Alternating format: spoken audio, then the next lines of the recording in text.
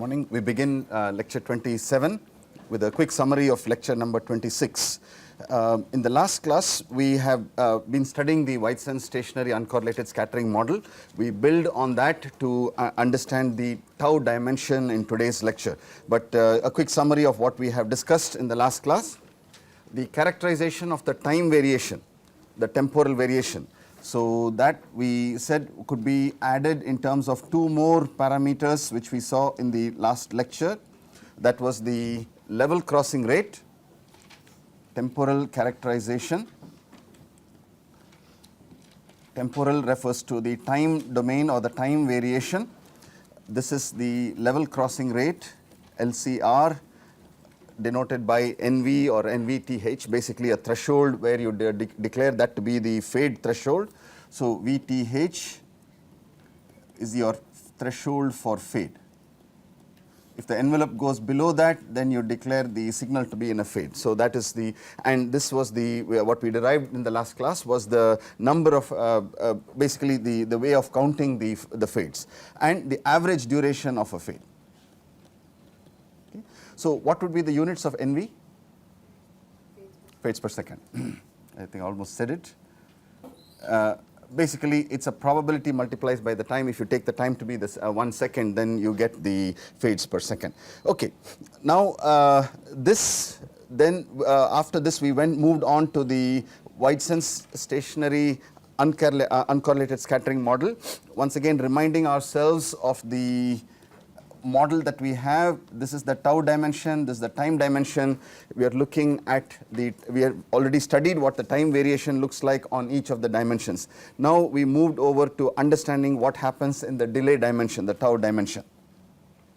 So the argument that was made was that the interacting objects which create the multipath component at tau 1 are different from that which creates at tau 2. So therefore, there is no correlation between them. So therefore, the expression for the autocorrelation where I have t comma tau 1 h star h of t plus delta t comma tau 2 basically boils down to the autocorrelation that we have when we had only a single tap, delta times tau 1 minus tau 2. So basically there is no correlation across the different delays, but at a given delay you get the Bessel autocorrelation function. So this was the understanding of the why it's called the Whiteson stationary uncorrelated scattering. Whiteson stationary in the time dimension, uncorrelated in the tau dimension. So basically what we said was if I now set delta t to be equal to 0, delta t to be equal to 0. That gives us a unique or a very interesting perspective, because then we now have what is present in the tau dimension, and this was what this is where we stopped in the last lecture, and we were trying to say that this would correspond to the following. There was a little bit of confusion as to how did you get RH of tau. So I will explain that in the following example. So let's look at an example. Maybe that will be the best way to answer or clarify any doubts that have arisen because of that. So here is a time varying channel h of t comma tau that is given by summation n is equal to 1 through L Zn of t delta of tau minus tau n. So how would you describe this channel? It's a L-tap channel. It is time varying. Okay, so L-tap time varying with different delays. Each of the different L-taps have got different delays. So it's an L-tap channel,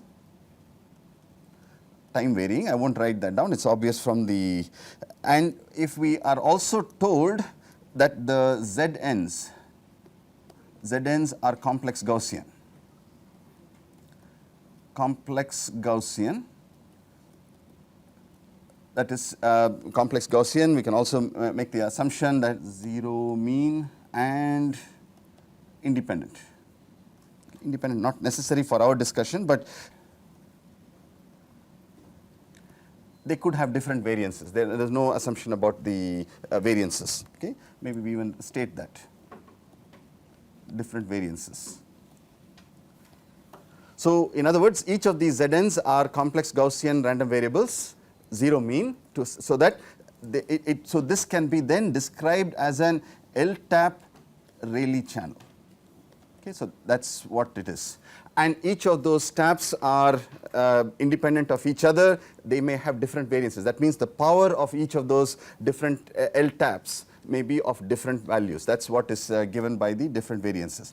Okay, so this is a very important model, very often assumed and encountered in the study of wireless channels, where you say that there are certain number of taps. Each of these are independent Rayleigh represent independent Rayleigh channels, and they all have different. They may have different power levels. So the example then goes on to say that we will assume wide-sense stationary uncorrelated scattering model. The task for us is to determine the autocorrelation,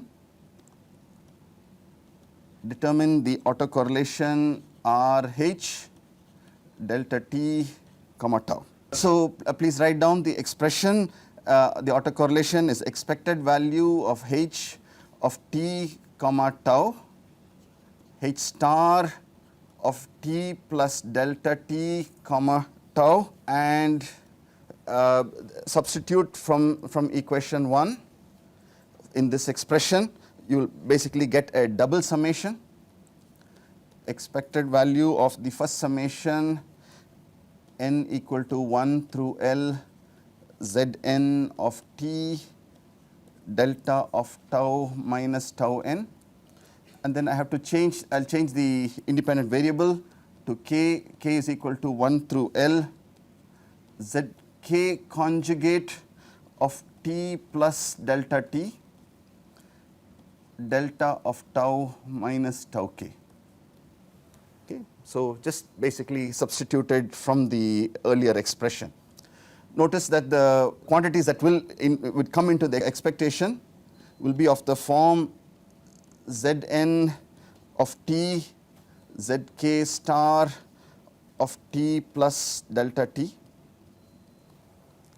Okay, so this can be written as, if we go back to the wide-sense stationary uncorrelated scattering model, this will be expected value. This will be non-zero only if n is equal to k. So this can be written as expected value of mod Zn squared delta of n minus k. So basically the double summation will collapse, and what we will get is this expression. The final answer in that case, the autocorrelation RH of delta t comma tau can be expressed in the following fashion. It will be a summation. It will consist of L terms. Each of these, if I denote by Pn, expected basically is the power of that particular tap. So it will correspond to Pn, and you will have the Bessel the autocorrelation as a function of delta t. Wait a minute, did I miss something here? Zk conjugate, I forgot a Bessel function, J0 2 pi fd delta t. Okay, so this will be Pn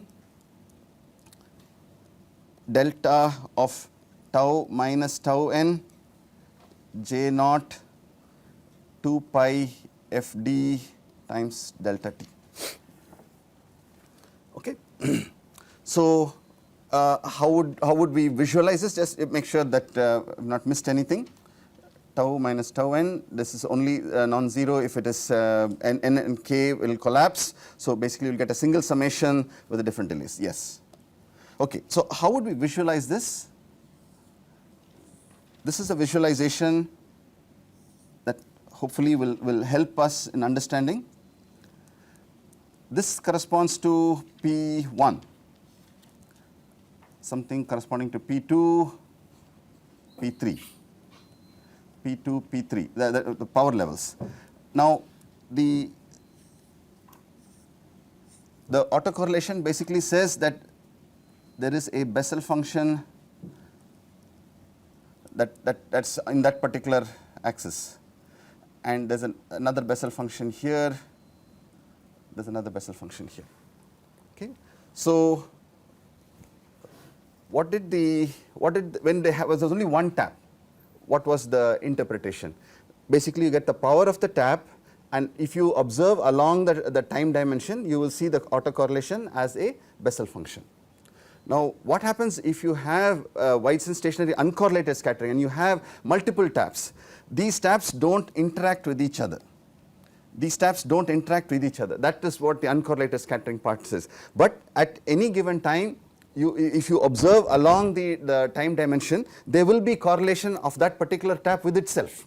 So this is the interpretation of the autocorrelation when there is time dispersion and you have assumed the Whiteson stationary uncorrelated scattering model.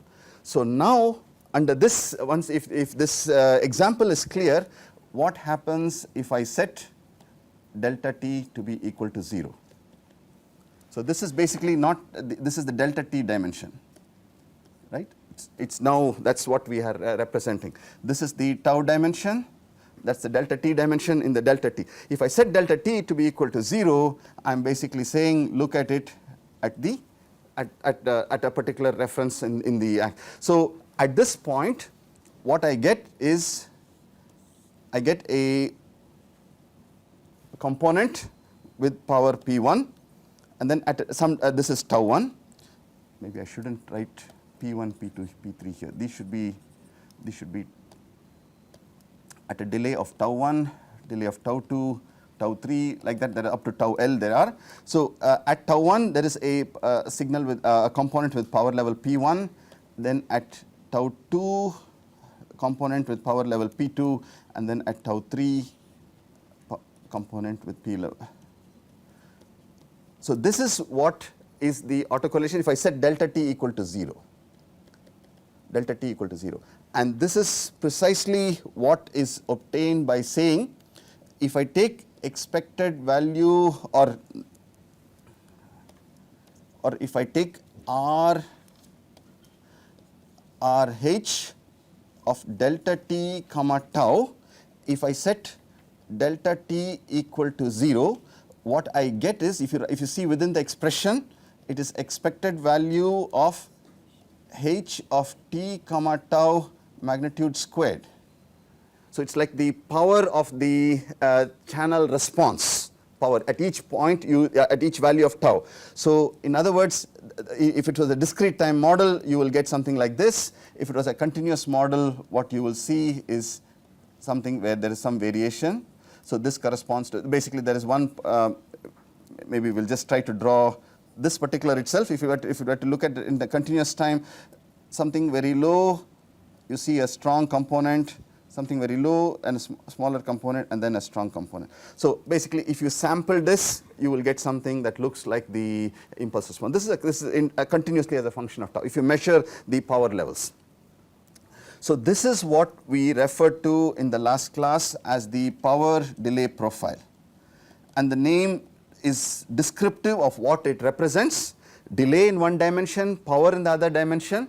And how would you do that? You transmit a very narrow pulse and then you measure the pulses or the power that is received at different delays. So the power delay profile is what we obtain when we set delta t to be equal to 0 in the autocorrelation function.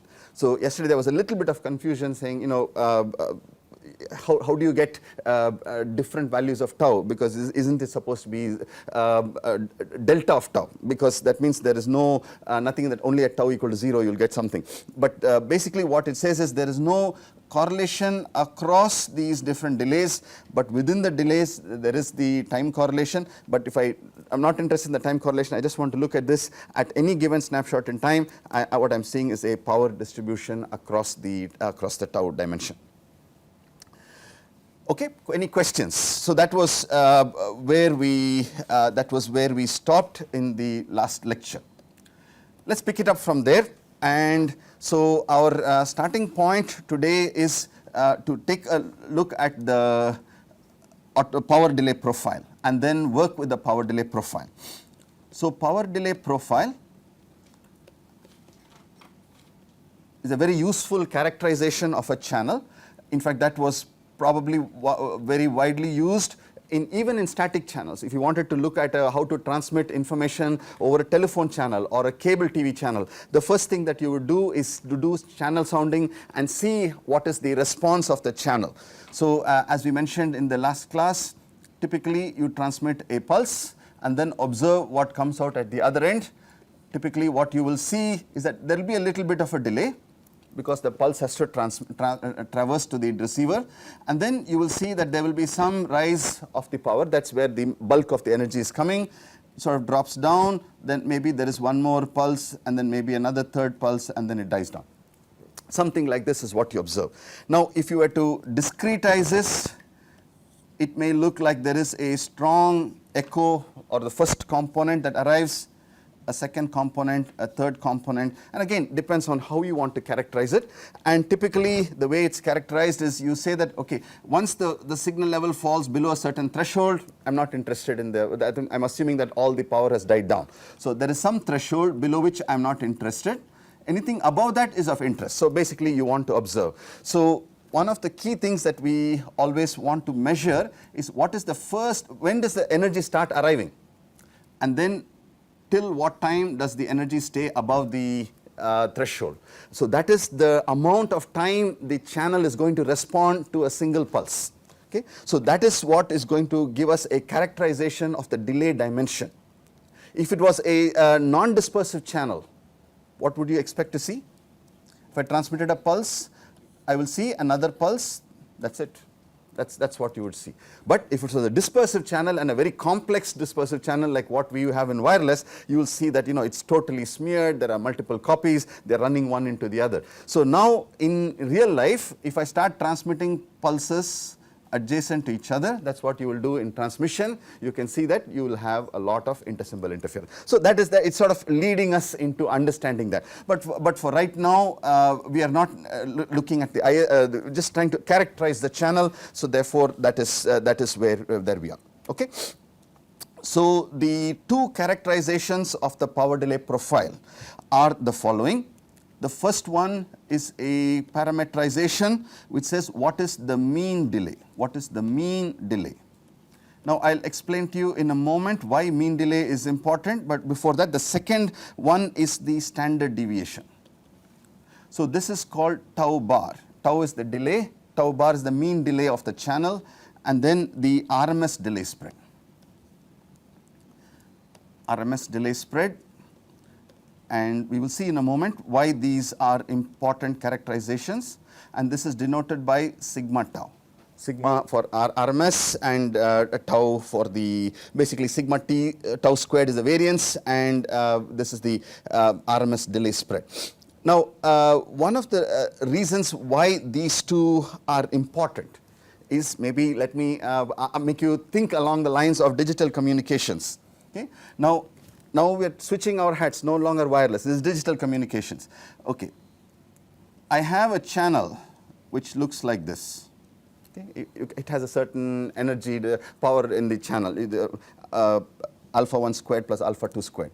Okay. There is another channel which is of the same power level, Okay. And that one has got 2 taps. The total power in both are the same. Now from a communications perspective, what's the difference between these two channels?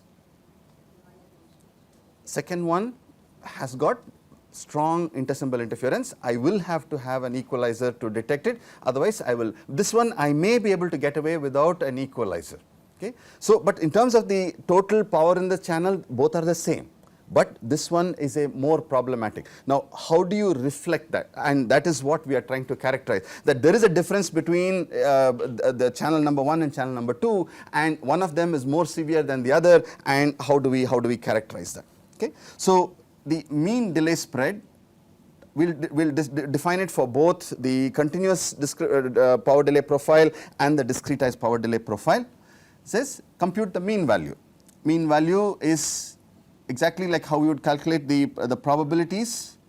0 through infinity tau, but instead of the PDF, we are now going to weight it by the power of that particular delay component. RH of tau d tau, we should normalize it.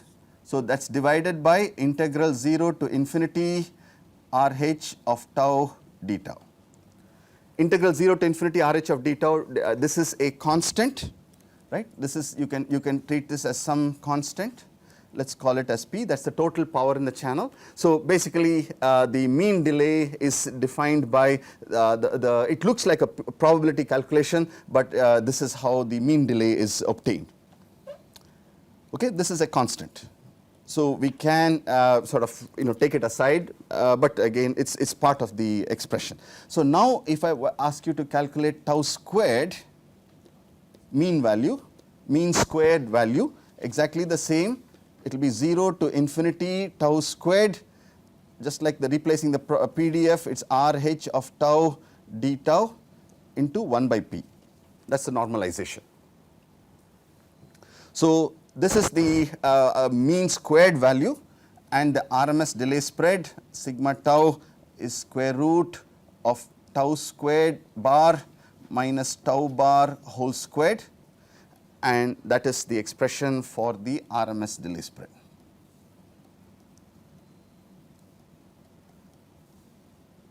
RMS delay spread. Okay. And as I mentioned, if we were to calculate the mean delay and the RMS delay spread, you will see that these two channels give you very different characterization, though based on the power level, both of them will be the same. Okay. This is the difference between the first arriving multipath and the last arriving multipath is called the excess delay. Excess delay. So we characterize a channel by three measures.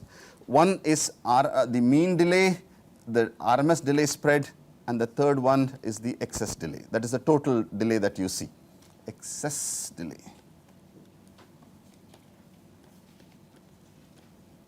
So three parameters which will help us. Okay, I think some examples are, before we go to examples, let us also look at a couple of what you do for a discrete time. So if it was a discrete power delay profile,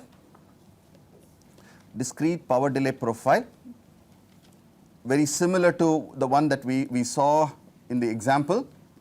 So there is P1 here at a delay of tau 1, P2 at a delay of tau 2, and so on. The mean delay would be defined as now a summation over the multipath components tau n RH of tau n. So basically at that appropriate delay, the normalization comes with summation of over n RH of tau n. And again, the denominator is a constant. This is equal to P, a constant, and the mean squared value tau squared will be 1 over P summation over n tau squared RH tau n squared RH of tau n, and that would be that, and sigma tau would be exactly like before, tau squared bar minus tau bar the whole square. Okay, so whether you are doing it in the continuous time or discrete, continuous variable or a discretized variable, you should get the same interpretation.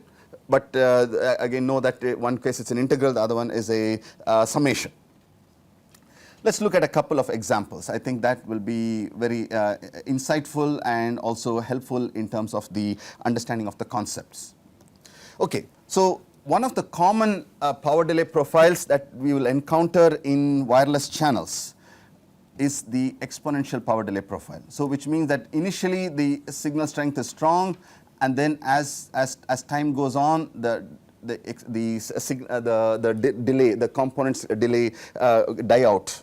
Okay, this is a very common one. So that is the early arriving multipath are stronger than the later multipaths, and therefore it dies down. Okay, but in wireless channels where supposing you had a building at a distance and that was causing a strong reflection, then what you will see is multipath starts to decay, and then suddenly it jumps up and then it starts to decay.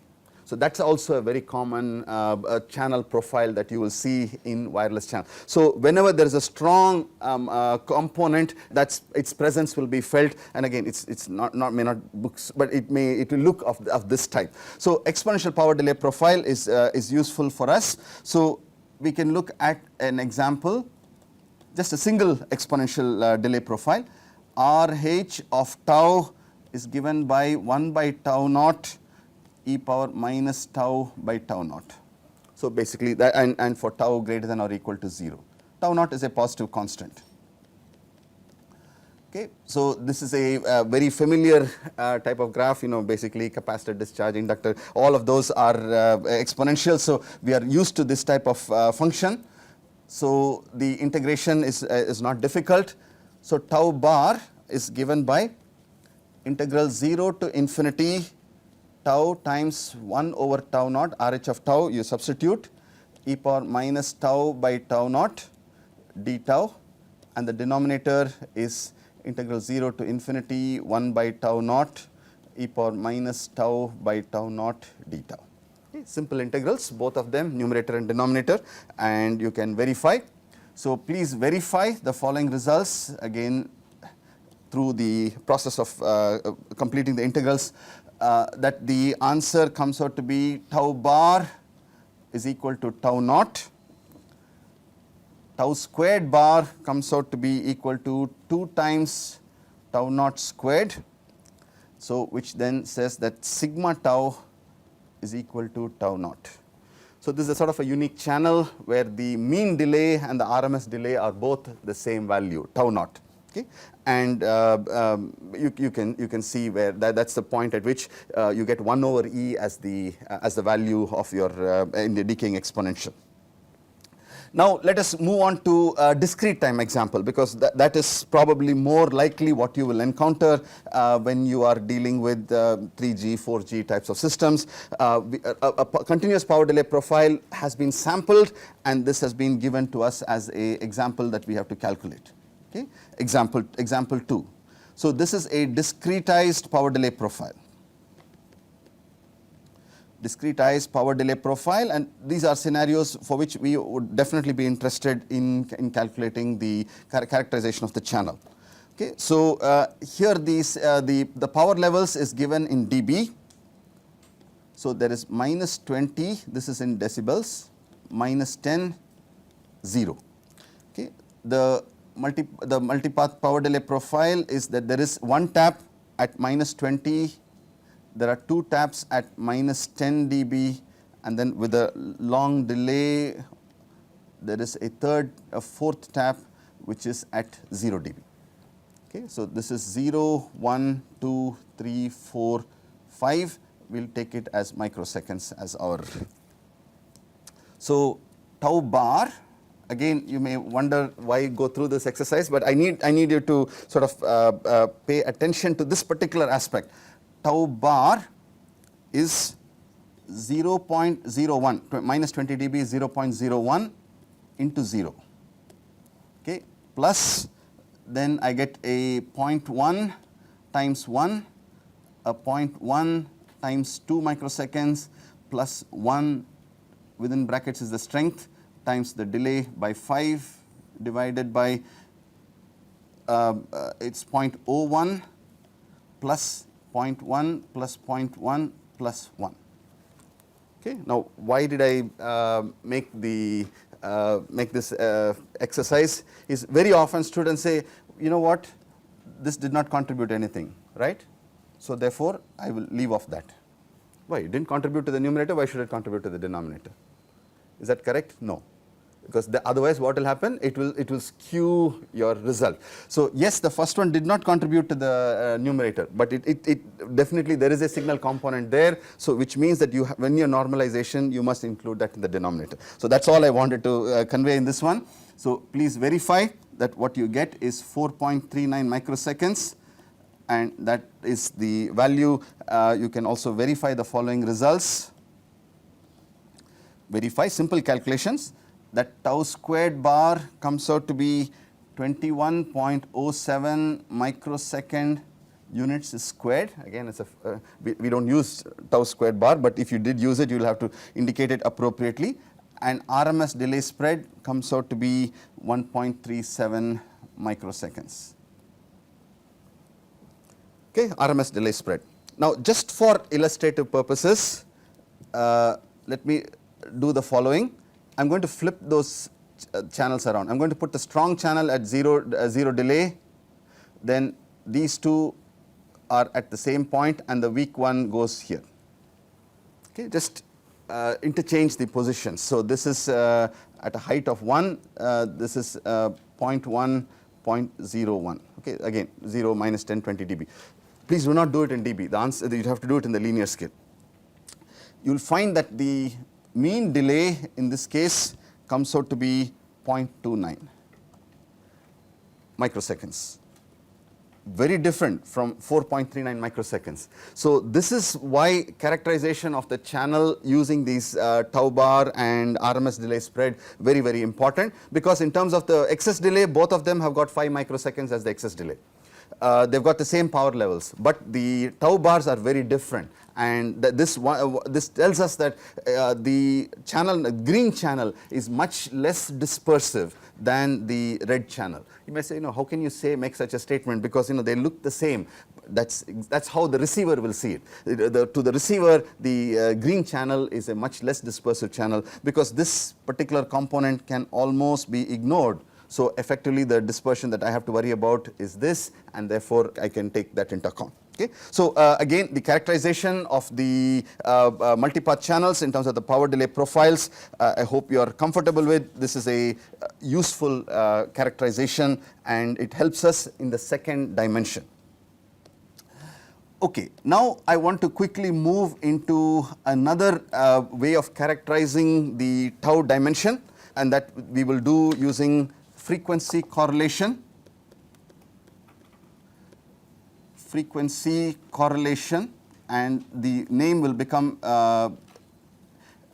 clearer once we do the calculation. Okay, the first step that we are going to do is basically, now keep in mind that we are trying to characterize the tau dimension. So I'm going to do a Fourier transform so that there is going to be a change of variables. Basically, I do the Fourier transform for the tau dimension, not the delta t. Delta t is already completed. So tau maps to f in the so h of t comma f is the Fourier transform of h of t comma tau. And let me just write it down so that we are no confusion about the notation. It's minus infinity to infinity Fourier transform in the tau dimension. H of t comma tau, just ignore the fact that there is a t dependence also. Basically, it's a function of tau e power minus j 2 pi f tau d tau. Assuming that it's a function of tau, you do the Fourier transform with respect to tau. Now, what we would like to do is frequency correlation says what is expected value of h of t1 comma f1, some frequency after I have done the frequency compared with h star of t1 plus delta t and f2. Okay. Notice that I am doing the correlation. There are two variables. On the time dimension, I know that there is a Whiteson stationarity, so you calling it as T1 plus delta T, and on the frequency side, I am calling it as F1 and F2, two different frequencies. I want to know what is the expression for the correlation. Okay. So like before, I would like you to substitute the integrals. So basically, you will get expected value of, write the first integral in green, second integral in blue, so that we can, this is minus infinity to infinity h of t1 comma tau e power, I have to tau 1 because basically the independent variable. So e power minus j 2 pi f1 tau 1 d tau 1, that is the first integral. Second integral, I write it in blue, minus infinity to infinity h star of t1 plus delta t comma tau 2, that is the independent variable with which I am doing the transformation, e power, it should have been minus j because of the conjugation, it becomes plus j 2 pi f2 tau 2 d tau 2. That's the sum within the expectation. So again, group those terms which will affect the expectation. Basically, you will get expected value of h of t1 comma tau 1, h star of t1 plus delta t comma tau 2. This is already a result that we know. This is the autocorrelation, which is basically the Bessel function, RH of delta t because of the Whiteson stationary uncorrelated scattering. It's tau 1 delta of tau 2 minus tau 1. Right? This is exactly the expression from the Whiteson stationary uncorrelated scattering. So again, I'll just write this. This is the WSSUS property. Okay. If we now use this result in the substituted in the previous expression, what we get is a single integral, because the double integral now collapses to a single integral because it's only non-zero when tau 1 equal to tau 2. So what we get is minus infinity to infinity RH of delta t comma tau 1, the exponents term e power minus j 2 pi f1 minus f2 tau 1 d tau 1. So the Fourier transform has been computed. I am trying to do a correlation operation on the Fourier transform. What comes out of this is a very interesting result, which says that the result does not depend on the specific frequencies, it actually depends on the difference of the frequencies. Okay, a very interesting result. So I will call this as R uppercase H to show that it's a Fourier transform. Delta t not touched, that was not affected by the transformation. This is now a function of delta f. It does not depend on f1 and f2, it depends on f1 minus f2.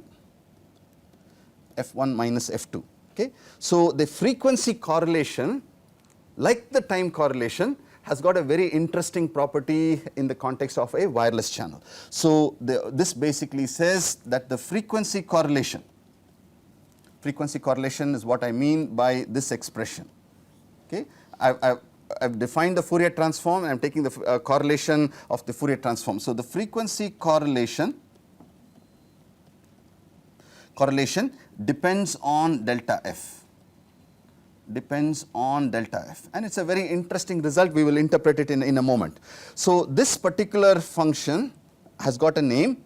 It's called the spaced frequency, space time. That means it's function of delta t. It is also function of delta f. It's called spaced frequency. Again, just to describe what it is, correlation function. It's a correlation function in frequency, but it does not depend on, it only depends on delta f, and in time already it depends only on delta t. Correlation function. Again, just to describe it, but you know exactly what it means. Okay, so what have we done? Took the Fourier transform of the channel response with respect to the delay dimension, then computed a correlation function and showed that it comes out to be a function that depends only on the difference of the frequencies. Okay. So here is the how we would like to work with this. So let's indicate or substitute delta f equal to lambda. Let's just a substitution. So the result that we now have says minus infinity to infinity RH of delta t comma lambda e power minus j 2 pi lambda tau d tau. This is what we write as RH of delta t comma lambda. That's the space-time space frequency. And now if I set delta t equal to 0,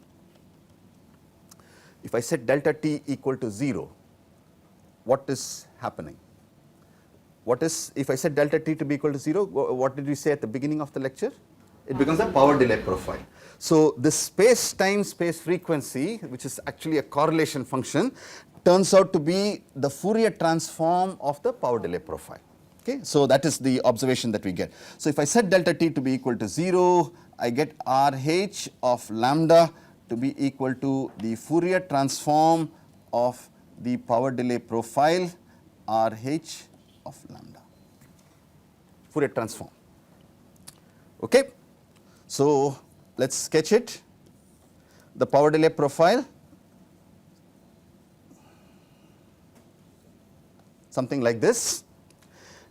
What are the, so this is actually RH of delta t comma tau. I have set delta t to be equal to 0, that is what, and therefore I am now calling it as RH of tau, right. Basically that is what it is. And I am going to do a Fourier transform of this, but I would like to make a couple of observations. This RH of tau is a power delay profile. So, I can make the following, that it is real valued. Can I also say that it is greater than 0? So, power delay profile, either you get something positive or not. So, power delay profile. So, if I have a function that is real valued and positive, what can you tell me about its Fourier transform? Symmetric. Okay. So, it is going to have a response that looks like this, and guaranteed that the peak value will occur at 0, because you are going to add all positive quantities to get the Fourier transform at 0. So, basically this is the peak value that is going to occur, it is going to be symmetric. I am really not too much worried about the shape for the following reason. Okay. So, what is my axis? This is delta f, and this is the tau dimension. So, power delay profile through a Fourier transform operation gives me a shape which is symmetric, and the peak occurs at the delta f being equal to 0.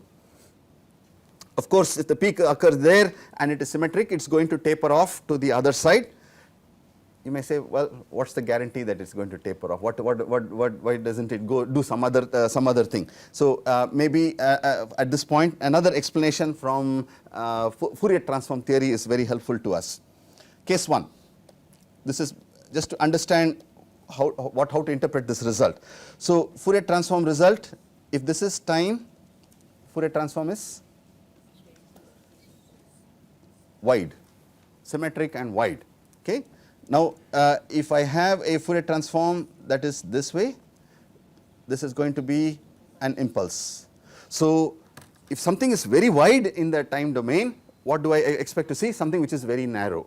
If it is very narrow in the time domain, it is going to be very wide. So, it does not matter which way it is, it is going to be somewhere in between the two. So, there is going to be eventually, if this power delay profile went on to infinity, then this will become narrower and narrower. If it was very short, it will become wider. But at the end of the day, there is still a correlate. This is going to be a drooping function. Okay. So, now what I am going to do is, just like in the Bessel function case, I am going to see where the level crosses 1 by root 2. If I normalize this to 1 by root 2, that will give me a certain spacing between those 2 points. I am going to call this as my coherence bandwidth. Coherence bandwidth. Okay. Coherence bandwidth. And let me just sort of give you a feel for why the name and where it is going to be linked to. As I said, it's a jigsaw puzzle where you are taking pieces from different places.